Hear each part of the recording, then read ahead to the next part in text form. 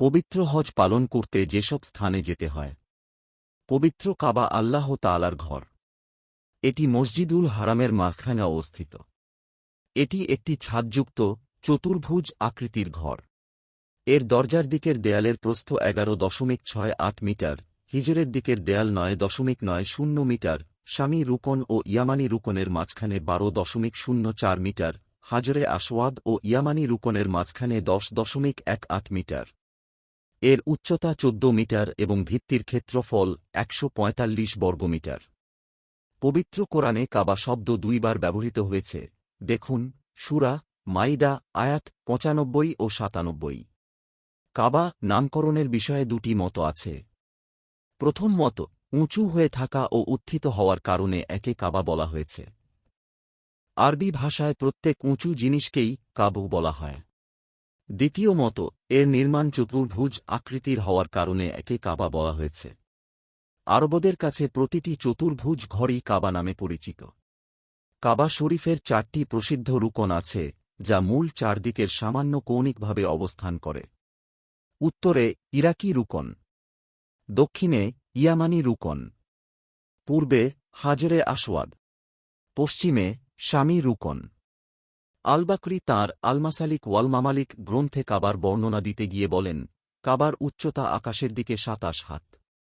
এর সম্মুখভাগে হাজরে আসওয়াদ থেকে শামী রুকন পর্যন্ত দৈর্ঘ্য 25 হাত, হাজরে আসওয়াদ থেকে ইয়ামানি রুকন পর্যন্ত 20 হাত। এর পশ্চাৎভাগে ইয়ামানি রুকন থেকে পশ্চিম রুকন পর্যন্ত 25 হাত এবং শামী রুকন থেকে পশ্চিম রুকন পর্যন্ত 21 হাত। এর দেয়ালের পুরুত্ব 2 হাত। মিনায় হজের আনুষ্ঠানিকতা। মিনা ইব্রাহিম আলাইহি ওয়াসাল্লামের স্মৃতিবিজড়িত স্থান।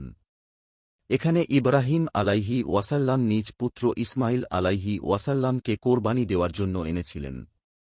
মিনায় বেশি পরিমাণে পশু জবাই করা হয়, তাই এ স্থানকে মিনা বলা হয়। কারো কারো মতে আরবরা কোনো স্থানে বেশি মানুষের সমাগম হলে সেটিকে মিনা বলে অভিহিত করে। যেহেতু এই স্থানে অধিক সংখ্যায় জন্তু জবাই হয় এবং লাখ লাখ হজযাত্রী এখানে অবস্থান করেন, তাই এটি মিনা নামে পরিচিত। মিনা হজের গুরুত্বপূর্ণ বিধিবিধান পালনের স্থান হিসেবে সুপরিচিত। হজের কার্যক্রম মূলত মিনা থেকেই শুরু। গোসল করে ইহরাম পরিধান করে জোহরের আগেই হজযাত্রীরা মিনায় আসতে থাকেন। সেখানেই তাঁরা রাত যাপন করেন। 10 তারিখ ঈদুল আজহার দিন হজযাত্রীরা মুজদালিফা থেকে আবার মিনায় আসেন।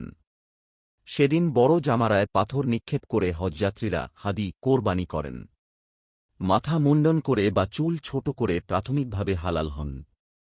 অতঃপর হারামে তাওয়াফে ইজাফা আদায় করে আইয়ামুত তাশরিকের 10, 11, 12 তারিখ দিনগুলোতে মিনায় থাকতে হয়। স্মৃতির স্মারক সাফা মারওয়া। পবিত্র কাবার সন্নিকটে অবস্থিত দুটি পাহাড়ের নাম সাফা ও মারওয়া। কাবার উত্তর পূর্ব কোণে কাবা চত্বর ঘেঁষেই সাফা পাহাড়ের অবস্থান। প্রাক-ইসলামী যুগে পৌত্তলিকরা এই পাহাড় দুটির ওপর দুটি মূর্তি স্থাপন করে সেগুলোর পূজা করত। ইসলামের আবির্ভাবের পর সাফা ও মারওয়া সাই প্রদক্ষিণ করার জন্য নির্দেশ দেওয়া হয়। ইরশাদ হয়েছে, নিশ্চয়ই সাফা ও মারওয়া আল্লাহর নিদর্শনগুলোর অন্যতম। অতএব যে কাবায় হজ অথবা ওমরাহ করে তার জন্য উভয় স্থানের তাওয়াফ করায় কোনো দোষ নেই। সূরা বাকারাহ আয়াত 158। ইব্রাহিম আলাইহি ওয়াসাল্লাম বিবি হাজেরা ও শিশুপুত্র ইসমাইল আলাইহি ওয়াসাল্লামকে আল্লাহর নির্দেশে মক্কার সাফা মারওয়া পাহাড়ের সন্নিকটে রেখে যান। এই জনমানবহীন মরুভূমিতে মা ও শিশুর পানাহার সামগ্রী ফুরিয়ে যায়। তখন ইসমাইল আলাইহি ওয়াসাল্লামর প্রাণ ওষ্ঠাগত হয়ে পড়ে। সন্তানের প্রাণ বাঁচাতে মা হাজেরা শিশু সন্তান ইসমাইলের জন্য পানির সন্ধানে সাফা ও মারওয়া পাহাড়ের মাঝে ছোটাছুটি করেন। তারপরই আল্লাহর কুদরতে শিশু নবী ইসমাইল আলাইহি ওয়াসাল্লামের পদাঘাতে, অন্য বর্ণনামতে জিব্রাইল আলাইহি ওয়াসাল্লামের পায়ের আঘাতে পানির ঝরনা প্রবাহিত হয়। মা হাজেরার পুণ্যময় স্মৃতির স্মারক হিসেবে কিয়ামত পর্যন্ত হজযাত্রীদের জন্য সাফা মারওয়া সাই করা বা দৌড়ানো আল্লাহ তাআলা ওয়াজিব করে দিয়েছেন। হজ ও ওমরাহর ফরজ তাওয়াফের পর সাফা মারওয়া সাই করা সব হজযাত্রীর জন্য ওয়াজিব। সাফা পাহাড় কাবাঘর থেকে দক্ষিণ পূর্ব দিকে 130 মিটার দূরে অবস্থিত। সাফা একটি ছোট পাহাড় যার ওপর বর্তমানে গম্বুজ নির্মাণ করা হয়েছে। এবং এই পাহাড়ের একাংশ এখনও উন্মুক্ত রাখা হয়েছে, আর বাকি অংশ পাকা করে দেওয়া হয়েছে। সমতল থেকে উঁচুতে এই পাকা অংশের ওপরে গেলে সাফায় উঠেছেন বলে ধরে নেওয়া হবে। সাফা পাহাড়ের নির্দিষ্ট জায়গা থেকে এখনও পবিত্র কাবা দেখা যায়।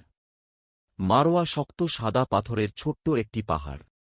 পবিত্র কাবা থেকে ৩০০ মিটার দূরে পূর্বোত্তর দিকে অবস্থিত।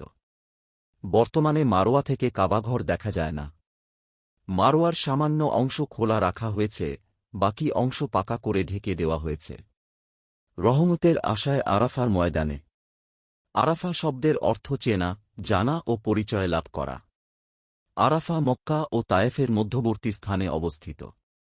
মক্কা থেকে এর দূরত্ব ২২ কিলোমিটার, মিনা থেকে ১০ কিলোমিটার এবং মুজদালিফা থেকে ৬ কিলোমিটার। ঐতিহাসিক এই ময়দান ৩ দিকে পাহাড় বেষ্টিত। মক্কার মোয়াল্লা থেকে আরাফার মক্কাসংলগ্ন পশ্চিম সীমান্তের দূরত্ব ২.৫ কিলোমিটার। আরাফার ময়দান একমাত্র হজভূমি, যা হারাম শরীফের চৌহদ্দির বাইরে অবস্থিত। হজের মৌসুম ছাড়া আরাফায় মানুষ বসবাস করে না, তবে রাষ্ট্রীয় রক্ষণাবেক্ষণ কার্যক্রম চালু থাকে। আরাফার ময়দানে অবস্থিত পাহাড়ের নাম জাবালু আরাফা। এটাকে জাবালে রহমতও বলা হয়। তবে আরাফা মানেই পাহাড় নয়। আরাফার ময়দান ১০ কিলোমিটার বিস্তৃত। হজের জন্য ওই পাহাড়ে ওঠা জরুরি নয়, তবে তা মুস্তাহাব। জাবালে রহমতের দৈর্ঘ্য ৩০০ মিটার। একটি রাত মুজদালিফায়। মুজদালিফা মিনা ও আরাফার মাঝখানে অবস্থিত একটি স্থানের নাম। এটি মাদিক ও মুহাসার উপত্যকার মাঝামাঝি অবস্থিত। জায়গাটি ৪,৩৭০ মিটার দীর্ঘ। মুজদালিফা শব্দটি আরবি ইজদিলাম থেকে এসেছে।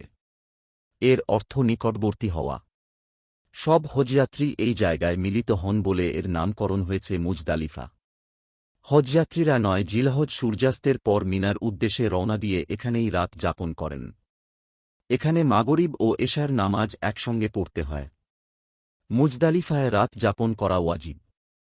ইমাম আবু হানিফা রহমাতুল্লাহ আলাইহিয়ের মতে ১০ জিলহজ সুবহে সাদিক থেকে সূর্যোদয়ের আগ পর্যন্ত সময়ে মুজদালিফায় অবস্থান করা শরীয়তের বিধান। মুজদালিফায় রাত যাপন না করেও কেউ ওই সময়ে উপস্থিত থাকলে ওয়াজিব আদায় হয়ে যাবে। তবে মুজদালিফায় রাত যাপন করা সুন্নত। অন্যদিকে মুজদালিফায় রাত যাপন করেও সুবহে সাদিক থেকে সূর্যোদয়ের আগ পর্যন্ত কেউ সেখানে অবস্থান না করলে তাকে দম দিতে হবে। জামারাত।